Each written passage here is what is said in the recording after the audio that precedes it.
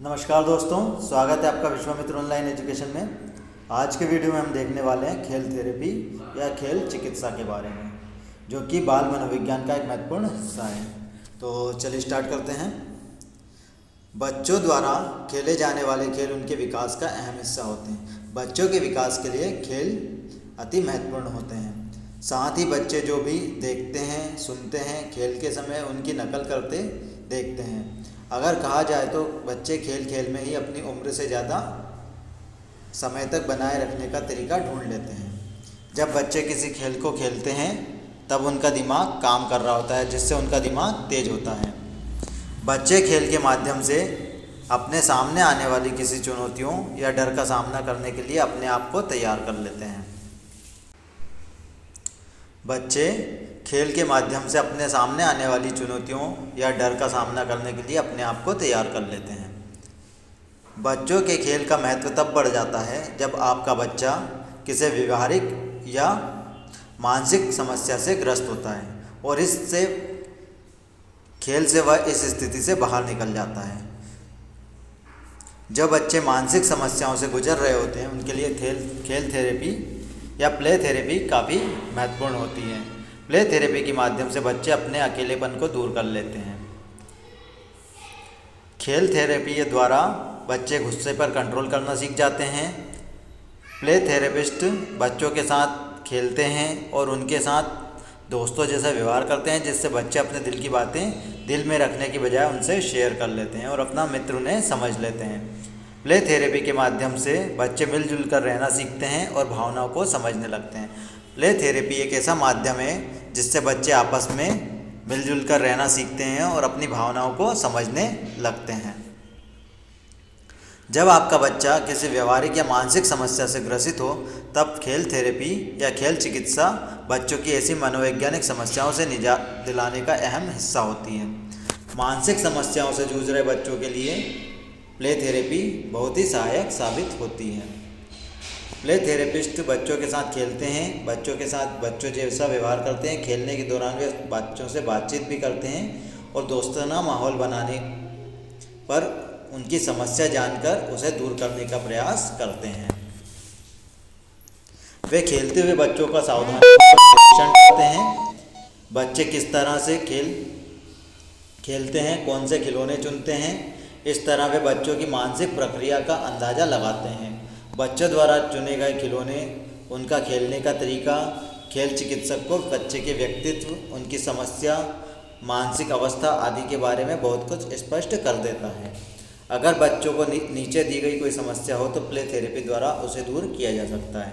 यदि बच्चे या टीनेजर्स उपेक्षित समाज या परिवार से कटे हुए हों, वे बच्चे जो पारिवारिक या सामाजिक समस्याओं से ग्रस्त हो, मसलन माता पिता के बीच अलगाव होने की मानसिक तौर पर परेशान हो या किसी नए परिवेश में खुद को ढालने के लिए प्रयत्नशील।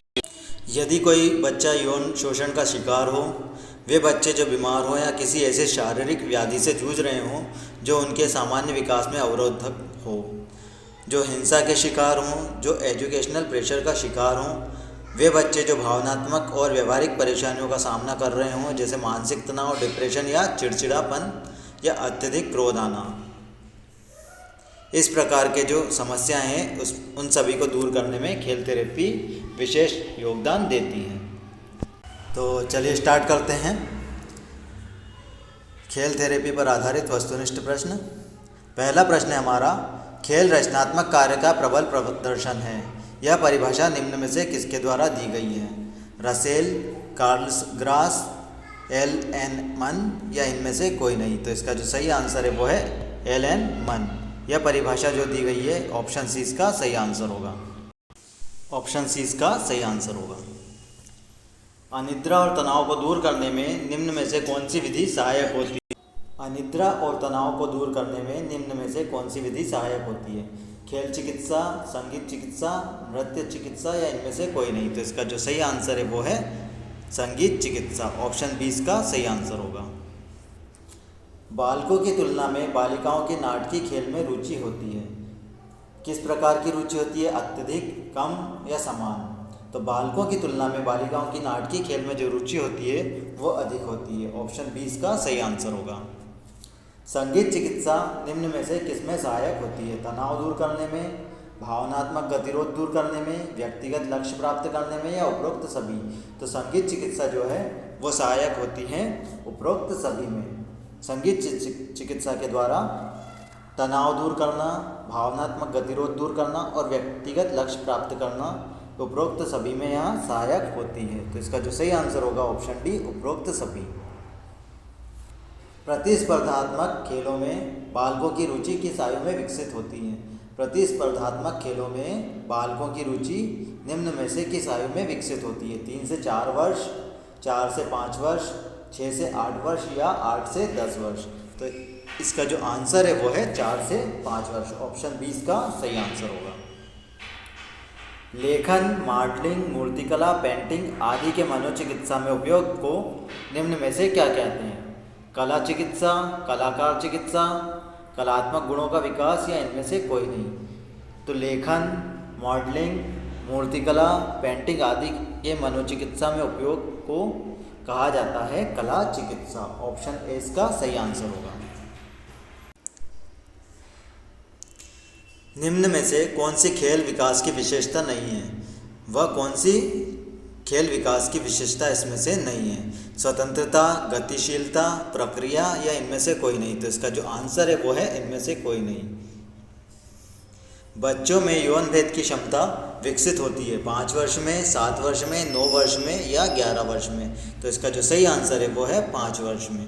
5 वर्ष में बच्चों में यौन भेद की क्षमता विकसित होती है। लेहमान के अनुसार बालकों के खेलों की संख्या वयस्कों की अपेक्षा होती है कम, अधिक, समान, या इनमें से कोई नहीं। तो इसका जो सही आंसर है वो है अधिक। ऑप्शन 20 का सही आंसर होगा। नृत्य चिकित्सा सहायता करती है या सहायक होती है आत्म अभिव्यक्ति में, अवसाद दूर करने में, कौशलात्मक जागरूकता में, या उपरोक्त सभी में। तो इसका जो सही आंसर है वो है उपरोक्त सभी में। नृत्य चिकित्सा जो होती है वो आत्म अभिव्यक्ति, अवसाद दूर करने में और कौशलात्मक जागरूकता पैदा करने में सहायक होती है। ऑप्शन डी इसका सही आंसर होगा। 8 वर्ष के बालक में औसतन कितनी खेल प्रक्रिया पाई जाती है? एक 8 वर्ष का बालक है, उसमें औसतन कितनी खेल प्रक्रिया पाई जाती है? 40 से 48, 40 से 41, 35 से 40 या 18 से 20। तो इसका जो सही आंसर है वो है 40 से 41। संगीत निम्न में से किसके विकास में सहायक है? जीवन की गुणवत्ता को बढ़ाने में, रचनात्मक जागरूकता को बढ़ाने में, स्वजागरूकता को बढ़ाने में, या उपरोक्त सभी में। तो संगीत निम्न में से जिसके विकास में सहायक होता है वो है उपरोक्त सभी।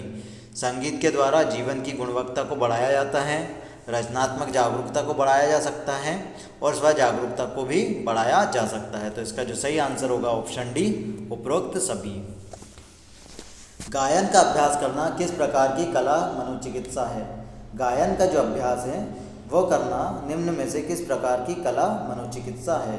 संगीत चिकित्सा, चित्रण चिकित्सा, नृत्य एवं गायन चिकित्सा, या इनमें से कोई नहीं। तो इसका जो आंसर होगा वो होगा संगीत चिकित्सा। ऑप्शन ए इसका सही आंसर होगा।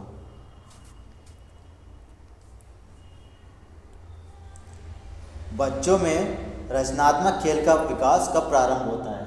बच्चों में रचनात्मक खेल का विकास जो प्रारंभ होता है वो किस वर्ष में प्रारंभ होता है? 2 से 4 वर्ष, 5 से 6 वर्ष, 8 से 10 वर्ष या 12 से 14 वर्ष। तो इसका जो सही आंसर है वो है 5 से 6 वर्ष।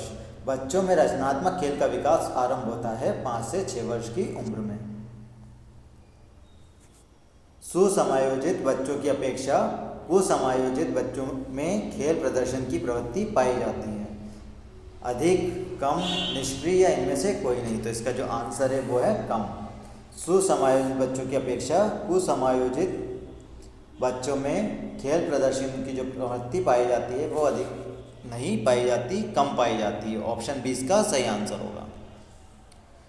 तो अगर आपको ये वीडियो पसंद आया तो वीडियो को लाइक और शेयर कीजिए। साथ ही अभी तक अगर आपने हमारे चैनल को सब्सक्राइब नहीं किया तो चैनल को सब्सक्राइब करें और साथ ही में ये बेल आइकॉन को भी क्लिक करें, जिससे जैसे ही हम कोई सा नया नोटिफिकेशन अपने चैनल पे वीडियो अपलोड करें तो उसका नोटिफिकेशन आपको प्राप्त हो सके। धन्यवाद।